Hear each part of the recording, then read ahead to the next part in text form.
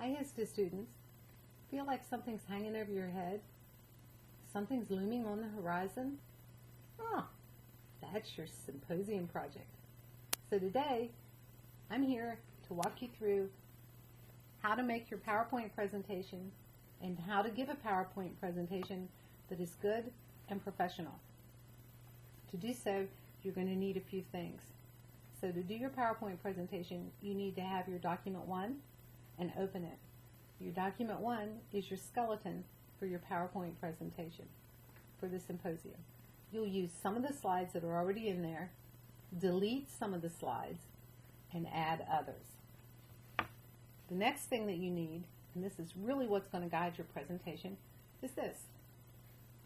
This is a copy of the research rubric. And you want a copy of the research rubric right beside you as you build your presentation. So you're going to look right here. These topics will be the title of a slide. So every time you have one of these, you need a slide. The next thing you need to remember is you need to have these slides in order, just like it's formatted for you.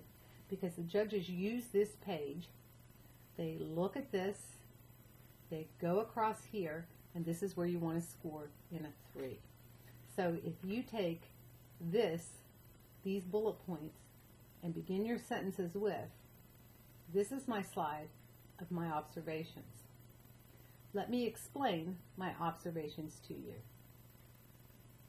Then when you finish explaining the observation, you'll see my observations are related to the community this way. And what you've done is you've made it very easy for the judges to see that you understand this and you've done it well. Then you move to the next slide. All right? So we'll go over this. I'll stop the presentation every once in a while and revisit this and make sure we're hitting these bullets and you understand. The last thing you need for a really good PowerPoint presentation are these. These are your best friends. These are note cards. And to give a really good PowerPoint presentation, you use your PowerPoint to have main ideas, themes, bullets, short sentences, very short sentences or fragments of sentences, to have the main topic there that you need to address. And then you put all the detail on these cards. And what that does is that as you're going over your note cards, the audience members are looking at the PowerPoint and at the major points, but they're listening to you for the detail. That makes a good PowerPoint presentation.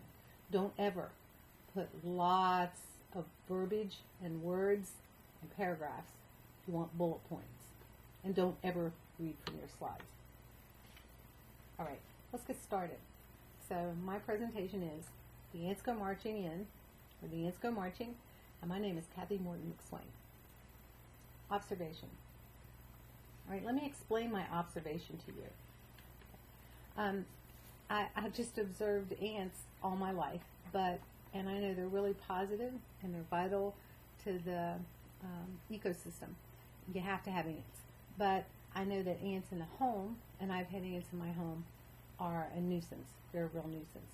And I wanted to get rid of them. So I looked at a couple of ways to do so, and I know exterminating ants can be costly. So, you know, like I'm explaining to you, that's costly, or we can go out and buy the chemicals ourselves, but there were drawbacks to that. And one of the reasons why these things that I've observed is that I noticed that those toxic chemicals would be exposed to my family, to my pets, and be in the environment at home. That's not good for your community, let alone your family members.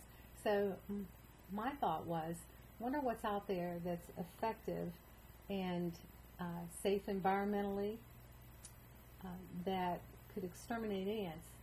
And I thought that was an issue that needed explored, or I would like to explore it, because it relates to our community on several levels. Extermination of ants in your home, they're a nuisance, but they can also, if they're wood ants, they can damage your home. You want to get rid of them. It's best to get rid of them in a healthy way that does not contaminate the community or the environment. or your family members. Right? Justification. The justification I have simply means that I did research, right? And I needed to learn as much as I could about ants, and then I wanted to look at environmentally friendly treatments. So what I did was I got on the net and I did a lot of research, tried to get to very good, reasonable, justifiable sites, respected sites. And I learned several things about ants. One, that there are 10,000 species of ants, that ants can infest homes, and their favorite place to build nests are behind the countertops, baseboards, and trim. That the cool thing I learned is that ants don't carry disease. They can carry small bits of dirt and germs, but they do not carry disease. And for an insect, they're a pretty clean nuisance. You have to have a nuisance. So that's what I learned about ants and what the experts say about ants. I looked then, what are the experts saying about using environmentally friendly and safer alternatives to synthetic chemicals to eradicating ants. And the two that were most recommended were boric acid and diatomaceous earth. So I looked up boric acid and I found out that it has a low toxicity, that it has insecticidal, fungicidal, and herbicidal properties. It doesn't evaporate, and it's not a volatile chemical. It means it's very stable. How it kills the ants is the ants carry it back to the nest, and it dissolves the eggs, and eventually dissolves, because it's an acid, the exoskeletons of the ants. It's not considered a health concern, and is much preferred over synthetic pesticides. But it can pose a health hazard if you inhale it, or you don't want to ingest it either. So they suggest that when you use it, that you make sure that it's out of the way, back in cabinets where animals can't get it, and of course behind the counters where you'd be treating anyway. Diatomaceous earth is a natural abrasive powder, and it is made up of diatoms, and diatoms are living organisms that are found in fresh and salt water. And diatomaceous works because it controls the pest, and it cracks their joints open, and it rubs holes through their outer shells. And when that happens, then the insects become dehydrated and die real quickly. It's very safe to use around people and pets with simple precautions. And again, because it is slightly abrasive, it is uncomfortable if you get it in your eyes, around your teeth. But diatomaceous earth has been used in many things. One thing that I can think of right off that it's used in is car wax. It's a small abrasive, but apparently potent enough. So that was what the experts are saying about it. And that led me to come up with a research question. And my research question then is, my observation was we have ants, right? And in the house they're bad. And my research question was, I want to know which works better, diatomaceous earth or boric acid, and which one will most thoroughly exterminate ants in a farm. And is it based on my justification? And what I did here was, if you look, because this is really important on the rubric, research question, and this is what they're looking for, I went ahead and put them down here, so it'll bring attention to the judges when I speak about it, right there.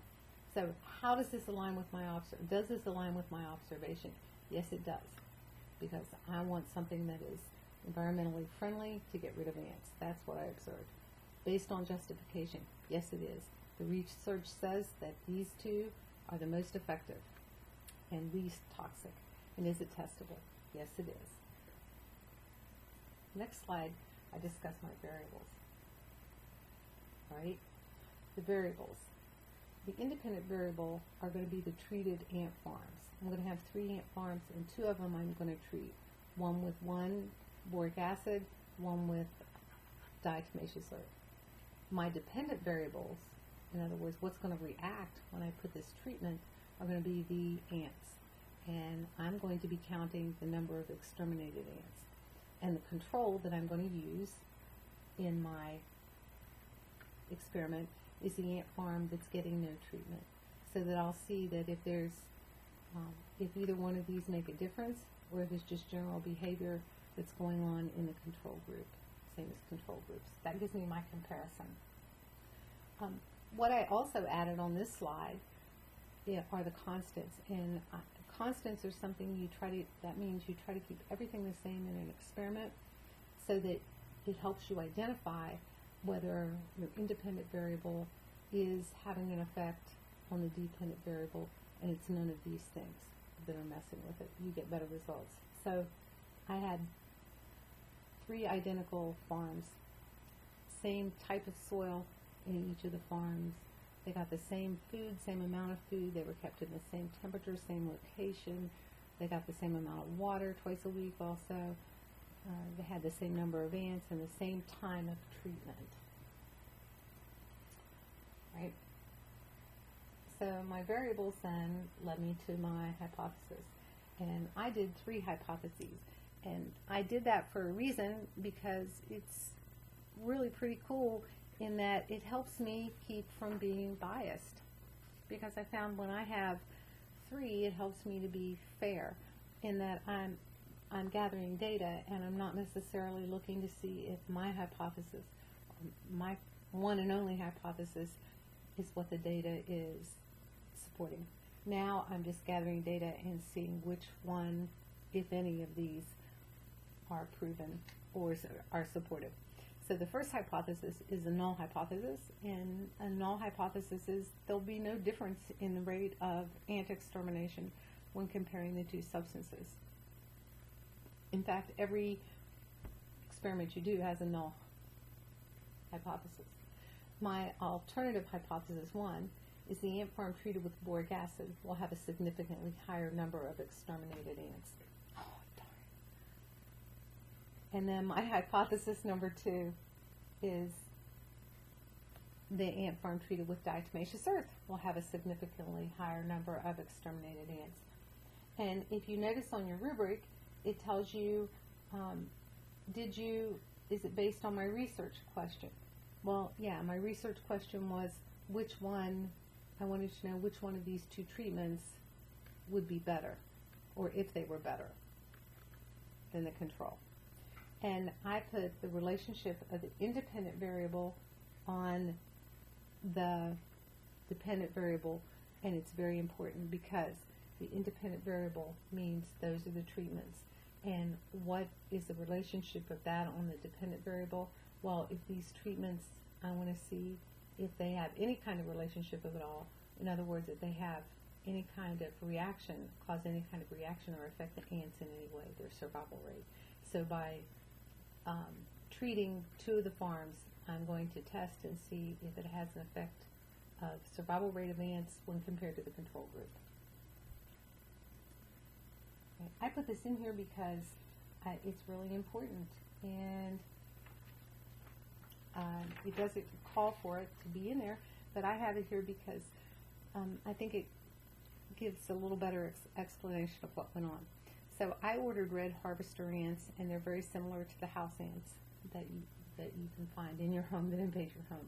And I ordered the red harvester replacement dirt so that I could fill each of the identical ant farms with the same type of dirt that these ants were raised in. So there was nothing foreign to them, and no kind of outside contaminant might hinder our results. So I said I got 3 identical ant farms, and I had boric acid powder, diatomaceous earth, and I had an electric balance to measure everything that I did, whether it was the water and the food that I gave them, or how much soil I put in each one, or of course the grams of treatment that I put on them. So my procedures. When I did my procedures, I did them in a very orderly fashion, and they follow a real easy sequence, I think. So they're pretty detailed, and they're step by step. I filled 3 identical ant farms with purchased soil. I labeled the farms boric acid 1, diatomaceous earth 2, and control number 3. And I put 25 ants into each farm. And this is really important. I allowed the ants 7 days to establish their colonies and just get settled. And I fed and watered the ants, like the directions said, twice weekly. On day 8, I took a census of the ant in each farm. And if there were, the reason why I did that was that if there weren't 25 ants, I wanted to put in 25 ants so that my test would start off the same. I had ants die in trial 1 and trial 2 before any kind of testing began.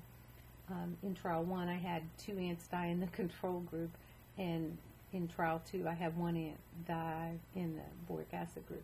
And what's really neat is ants will drag off that dead ant and then put it in the end of the tunnel and seal it off, so it buries it and keeps it away. Then on day 8, after the census and everything was back up to 25, I spread 1 gram of boric acid on top of soil in farm 1, trying to distribute it equally, and I spread 1 gram of diatomaceous earth on top of the soil in farm 2. And there was no treatment done to farm 3. I fed and watered as usual twice a week for the next 7 days, and then I checked each farm every 12 hours for the next 7 days.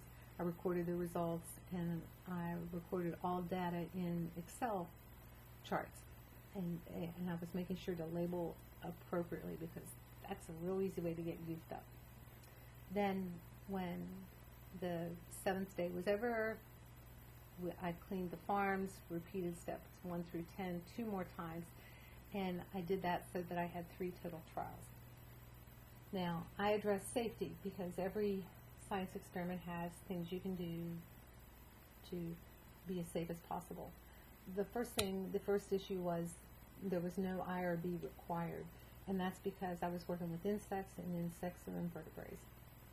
I did use gloves because I was handling diatomaceous earth and boric acid, and it just made things cleaner, and that's a good safety precaution anyway. I wore goggles and a mask, and that was to protect my eyes and airways because I was handling dust and dirt, and it can be airborne and definitely be an eye irritant or an airway irritant. And then when I wasn't using anything, I stored it in a secure cabinet. Now, data gathering. Okay, and you notice that I went ahead and labeled both of these because that's what's being measured over here in procedures. Safety precautions identified, data gathering. Okay, so it's really important. You want to get those done. So I did data gathering here.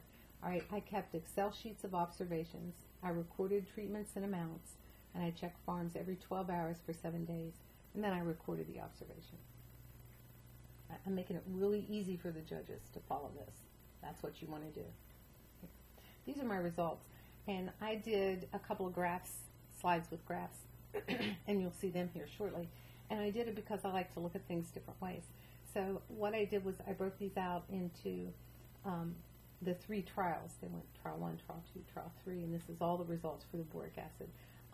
And I did that to see if I could see like patterns for the first trial.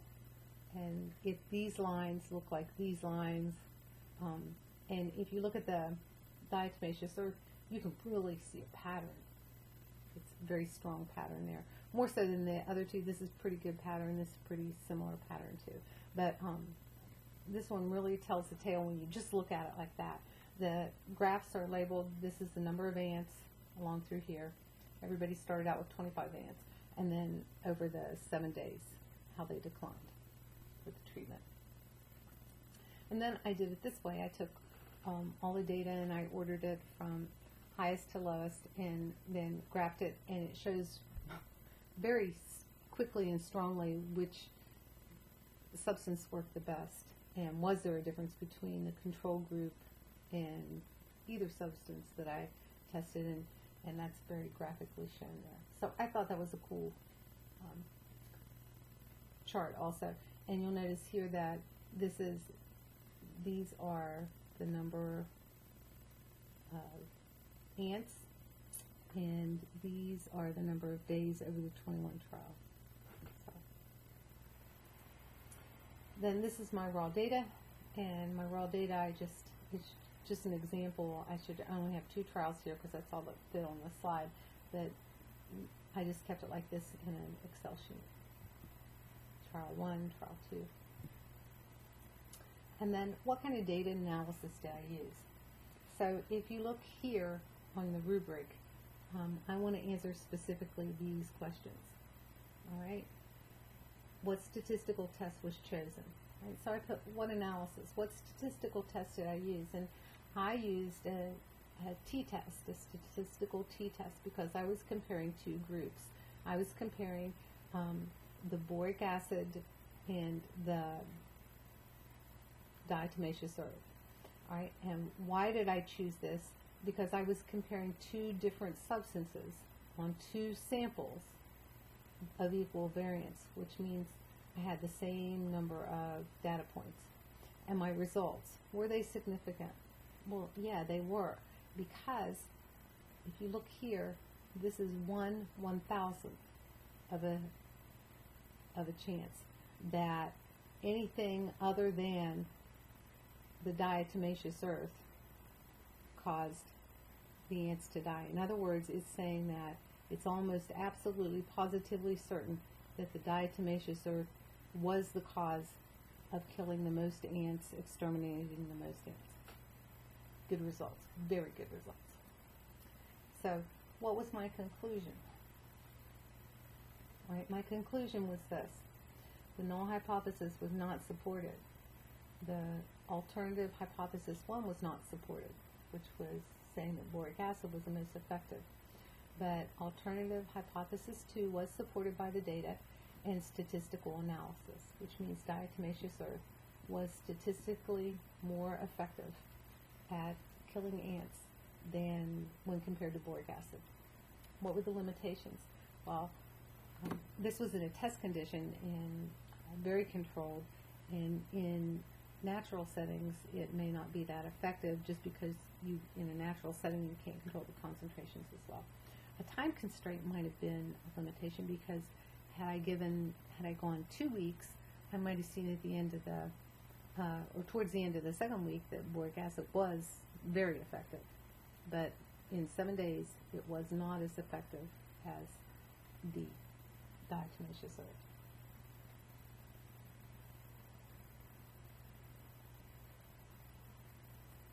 Right.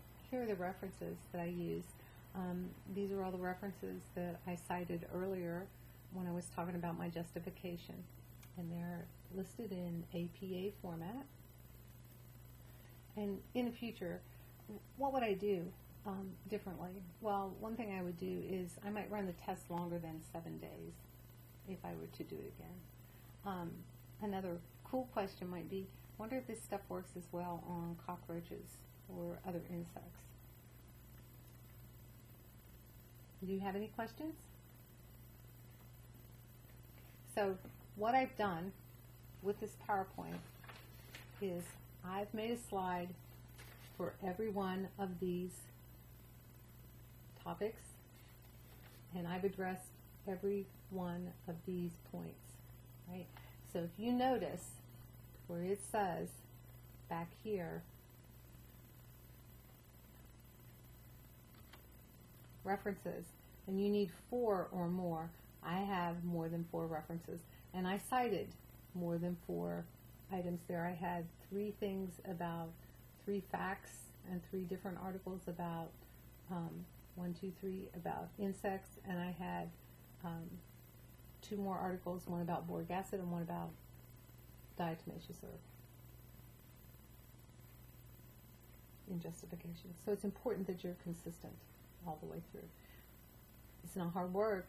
It's not difficult. It's just detail.